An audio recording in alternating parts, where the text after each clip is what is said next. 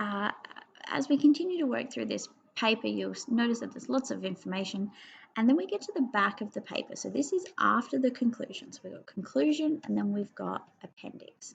Now, appendices can be a useful tool, particularly if you've got information that you need to give to your marker, but you don't necessarily want to include it in your marking or your assessment. So it means that it's outside of the word count. Anything that's outside of the word count is then not marked specifically.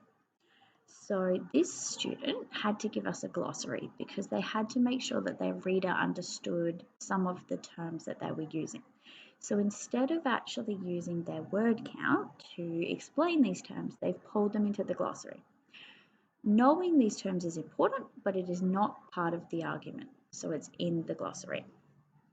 The other thing we'll see is at the end, we have a bibliography.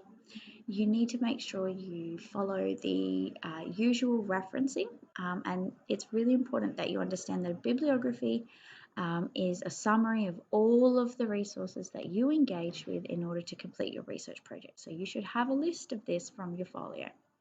A reference list is a summary of the references that you used.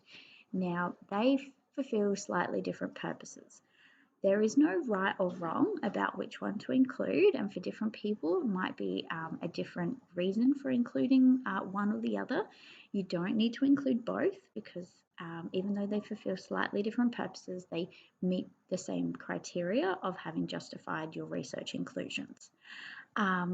It is really important though that you fulfill one of these only. So in the same way that you use in-text or footnotes, you do bibliography or reference list. I think that's pretty much it for me from the minute.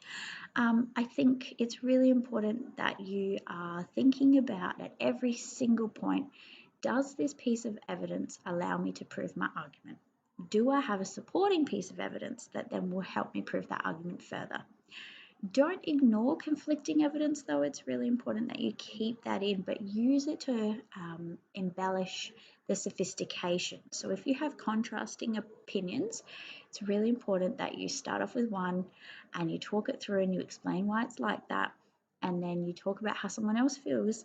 And if they don't match, you need to be able to explain to us why and what issue that poses for your research question.